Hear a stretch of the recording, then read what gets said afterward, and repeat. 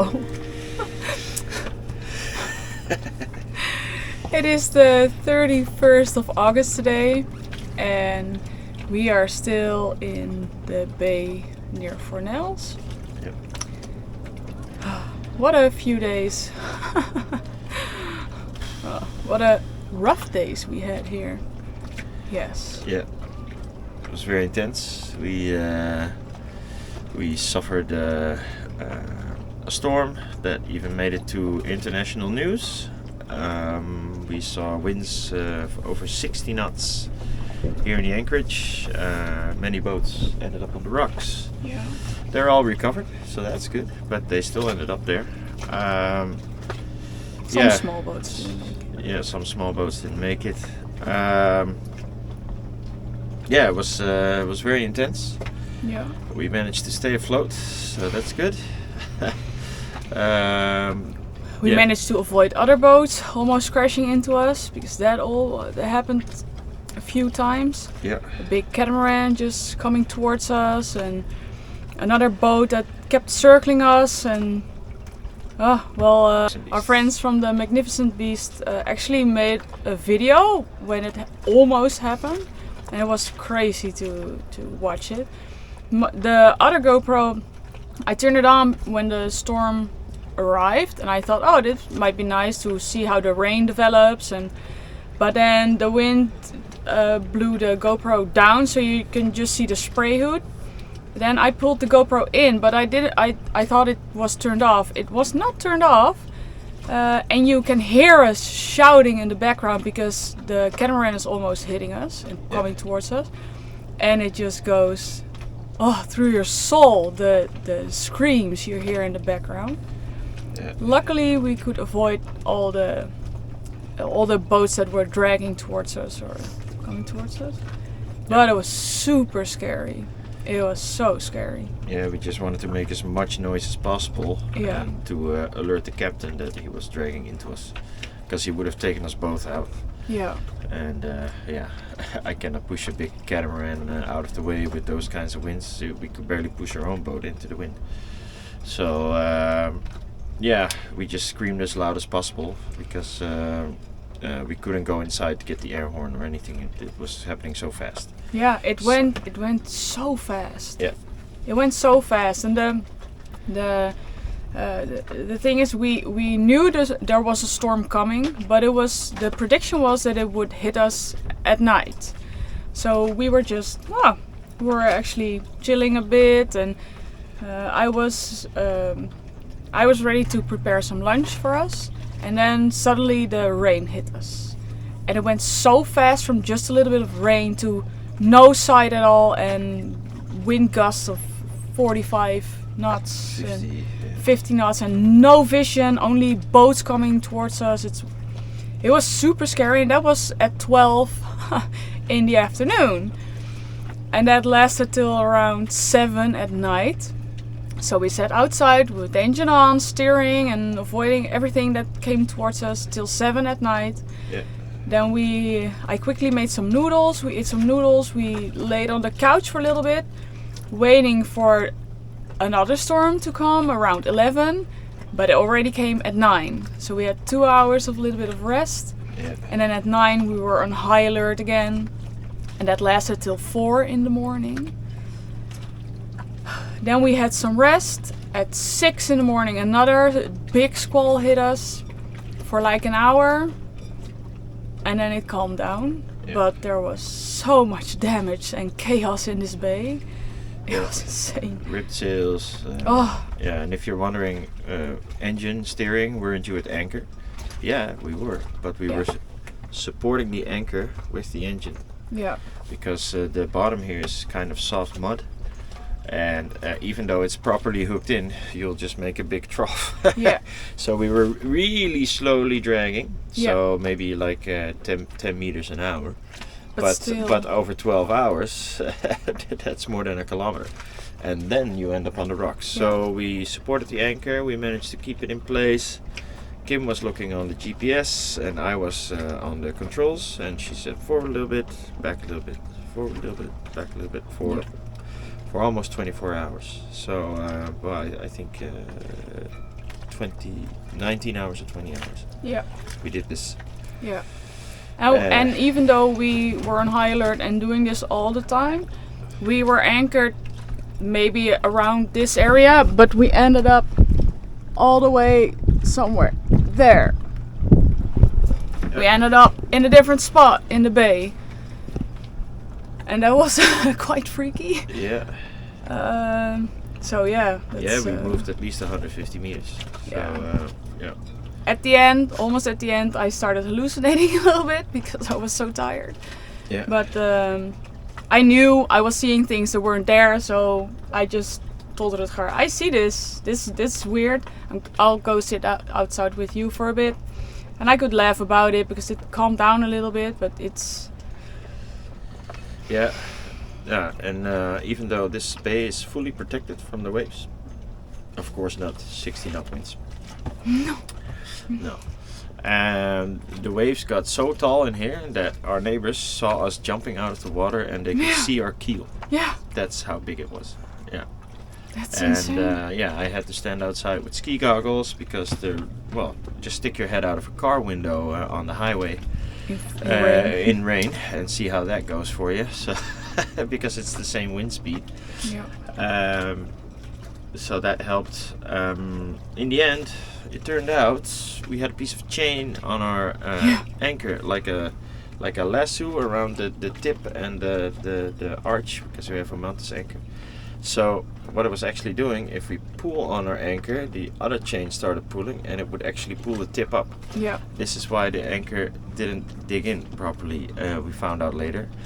But apparently that piece of chain that's on the bottom somewhere is also attached to something. Yeah. So we were just hanging on that, I guess, for the rest of the night. But yeah, when you're slowly dragging, you're like, when is this thing gonna dig in? We've always had such good experience with the Mantis, and so I already thought it was pretty strange, but it was actually an outside cause. And when we re-anchored here, we also had, I think, 28 knot winds. Yeah.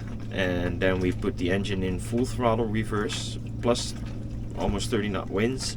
Yeah. So that is actually, I guess, more pressure than 60 knot winds, but without the waves, of course. I thought I'm not gonna... and we were staying perfectly in one place. So yeah. I guess it was just a chain, so nothing bad to Mantis. I cannot recommend this anchor enough. Yeah. It's really, I think, the best anchor in the market right now. Just the Mantis M1, the original one. Yeah. It's a fantastic anchor.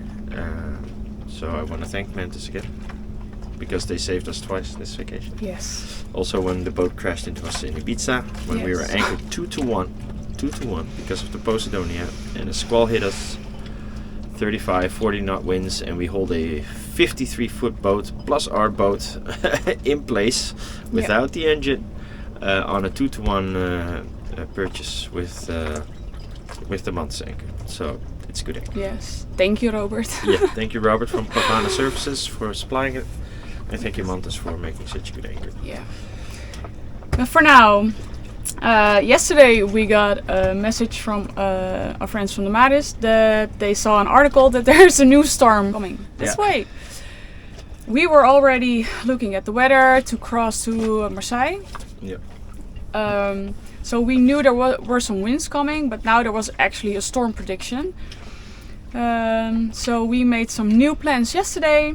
We're gonna leave today to Adaia. It's a bay, just 7 miles. 7 miles. And most of it is bay in, bay out, so it's really it's like there. Yeah. They had a spot in the harbor for us.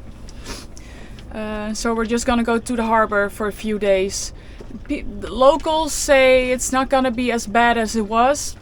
I hope it's not gonna be as bad as it was. No. It was a freak storm. Yeah. But still, we had a few days to take it all in, and it was like a heavy hit on the mind as the body. Yeah. So we just want to be safe now. So we booked the harbor for a few days. We're gonna go there. Our friends from the Magnificent Beast wanted to leave tomorrow to go to Menorca. they wanted to go to Menorca tomorrow, but they also left this morning just to be sure, just to be out of the. Just gonna snag the chain.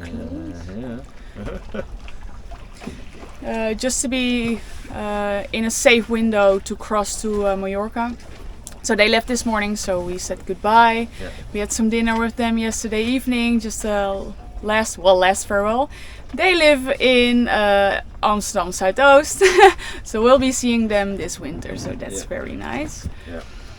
But for now we're gonna prepare the boat and we're just gonna go into the harbor. Yeah. So we'll have more peace of mind and we can have some more rest and then maybe go towards Marseille next week, but we're gonna see, because it was a heavy hit altogether. Well, with this type of instability, we need to be really sure it doesn't happen out at sea, because there is a boat missing still with 2 people on it. Yeah, a father and a son. It's so sad. Yeah, because the storm hit earlier and they probably wanted to get to a safe place, I guess, before the storm was forecast to hit. They just wanted to go from South Menorca to East Menorca, from Cala to Cala, and they still don't know where they are, and that's So hopefully they'll just pop up somewhere soon. Yeah. And, did we sustain any damage?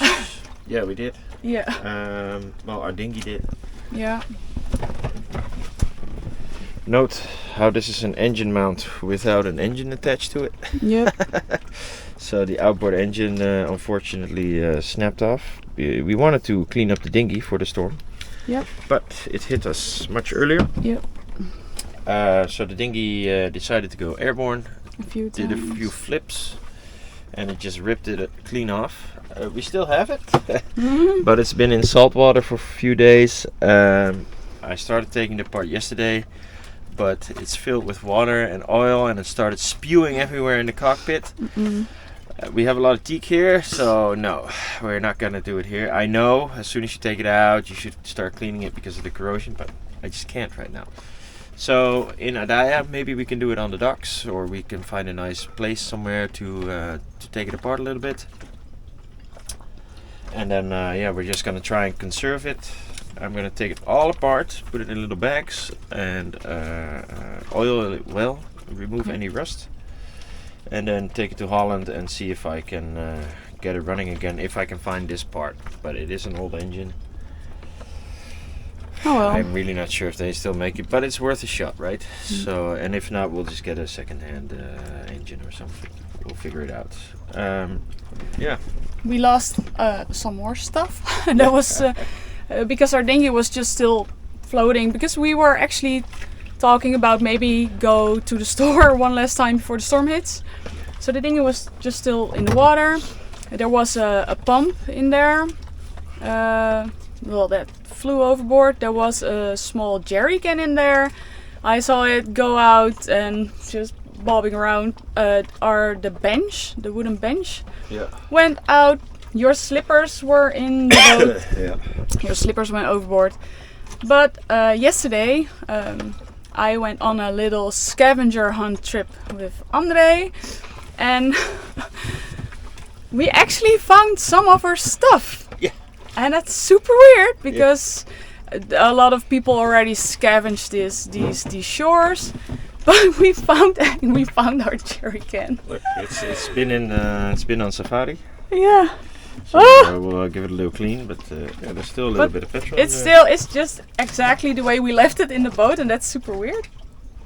Don't maybe just clean it first. But I saw like the tiny red triangle on shore, and I said, well, it's the exact color of our jerry can. So we took the dinghy around and we went on shore and we walked a bit, and it was actually our jerry can. And we found one more piece that was in the dinghy. Let's see it. I actually found one flip-flop. One of Rutger's flip-flops. Of all the things you find ashore. I think we should frame this. Put this in a nice little plexiglass. Yeah, I think this is like Yeah. Storm 2023. Yeah, I think so. We're gonna because we saw a lot of shoes, hats, flip flops, bottle caps. We found a few fenders, but to actually find one of our own slippers, flip flops, thingies, that's. I saw it and I immediately said to André, "That's Rutgers." Yeah. I know, I'm 100% that's his. I didn't find the other one, but oh well, they were on their way out. They were on their way out. So, Yeah, but it's okay. super fun. That actually fun. So yeah. Yeah. So it was. We can laugh about it now, but yeah. Man. Yeah. It was a very scary 24 hours. Yeah. Yeah. Yeah. I don't recommend anyone try it. No. To be honest, No. like 45 knots.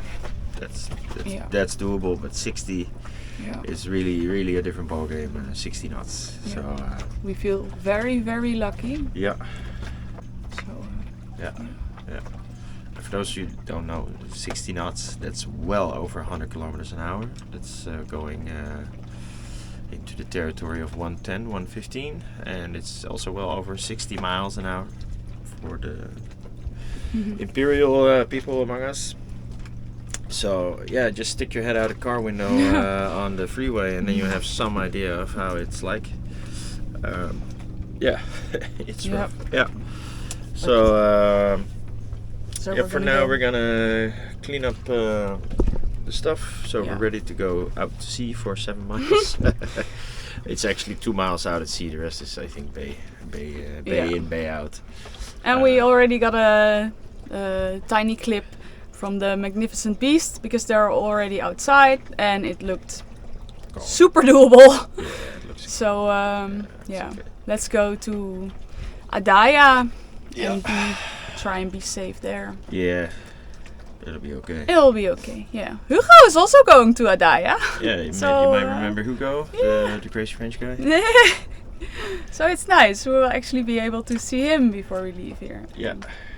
So yeah, let's prepare pace and let's go. Yeah.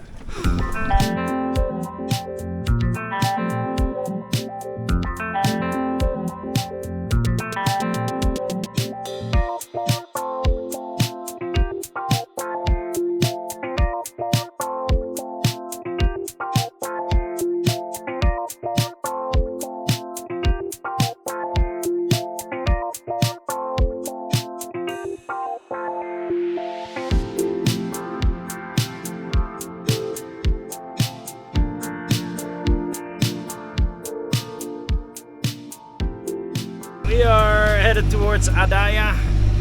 It is a 5.5 mile journey from where we are now. There is some residual swell from the storm, so and we have headwinds, and it's so short, so we're just motoring. But because I'm not gonna tack for an hour sail and then put everything away. Sorry. I have my lucky mustache, by the way, so we should be good. I only use it in special occasions like orcas or the potential of a big storm, because if you use it too much it wears out. So we still have, well, about an hour to go. That's it. It's I can show you a little bit. So it's the bay where we're from, and then we're gonna go around, and then we're gonna go in that bay. That's it. Normally it's a bit more complex for us, but today it isn't, so that's great. Yeah, there's a lot of capes here, so I guess the wind is being accelerated a bit. So we're reading about 16 knots of wind right now, but I think if you go about 500 meters further out it should be a lot less. So sea state is not for the wind speed. Well, we're doing good.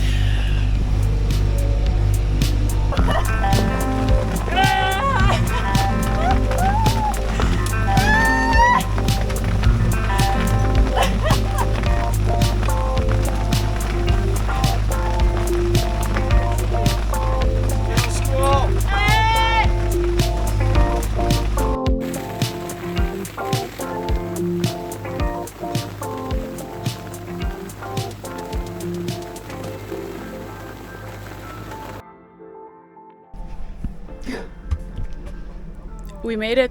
Yeah. We are in Adaia right now. We already checked in. And it's very pretty here. It's so calm.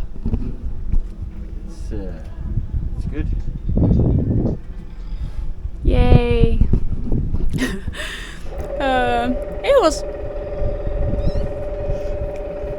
What's this? This is electric. Yeah. And it's engine. Let's eat first and then talk later. How about that? PB and jelly. And a beer. Woo! Alright, we made it to Adaia. We the two big squalls for today. We sailed right through them. It's now sunny again. It's really warm again. Yeah, it's super calm here. It's really protected. It's super pretty. We can stay as long as we want. We are docked on the side, so we can get on and off the boat really easily. We are super happy. We're gonna try to rent a car maybe tomorrow, which would be really nice. Because it's a super small town and there are a lot of houses, but the lady in the office called it's from the projects? Urbanization. Oh yeah, but she used another word, but it's alright. But so there's nothing. There are 2 little restaurants and 1 small souvenir supermarket. Yeah. So we'll be stuck here for a few days at least. So it'd be nice if we have a car so we can explore the island a little bit more and we can do some groceries and yeah. So that might be nice. Yeah, we can look around because we haven't really seen that much of the islands, to be honest. Because it was always really crowded and it's very hard to put your dinghy anywhere. Yeah. Super warm. Super warm, so... or super stormy. or astronomically expensive, etc., etc. Yeah. So now, tomorrow it's 1st of September, so the prices are dropping fast. Yeah. Yeah, we're just gonna wait out the bad weather, and yeah, it's really unstable because those squalls, they weren't even on the radar, and they were big. They were really big. So I'm gonna wait until we have a really stable high pressure, and then we're gonna cross because it's just so unstable. The air is cooling, but the sea is still hot, so things just need to level out a little bit. Yeah. And then it's gonna be good again. But for now, it's just really volatile around here. So yeah, we're not gonna go on a 200-mile trip. So you're gonna get into trouble, and they're still looking for that other boat. Oh yeah. So, when we motored here, we had the VHF on again, and they were still sending out the pom-poms. Yeah, for the missing boat that left Sunday morning. Yeah. So that's so scary. Yeah. So I really hope they get found, or that they're just unable to call or something, but they're still okay. Yeah, but let's not push our luck too much. And no. So let's just take it easy. We have quite a bit of time. So it's gonna be okay. We still have 25 days. More or less, yeah. And if not, I'll just call them, say, hey, we're gonna be 2 days late. Yeah, that's so true. I'm not gonna risk the boat just to be at a crane. No, I'm not. The lady in the office gave us the thumbs up that that's the way we approach this situation, because she also has people in this harbor that say to her, yeah, okay, I need to be in France in 2 days, and you can say there's a storm coming, but I need to be there because my holiday is over, so I'm gonna sail. And she says that's just not the way you need to do this, especially not here in these islands, in the middle of the sea, while the weather is unstable like this. That's not the way you need to approach this. So she was happy to hear that we take a little bit more time, a little bit different approach to other people here. I think I'm gonna take a little walk. Yes, I think so too. I feel like taking a little walk. Yeah, I think so too. Yeah. Let's do that. Bye.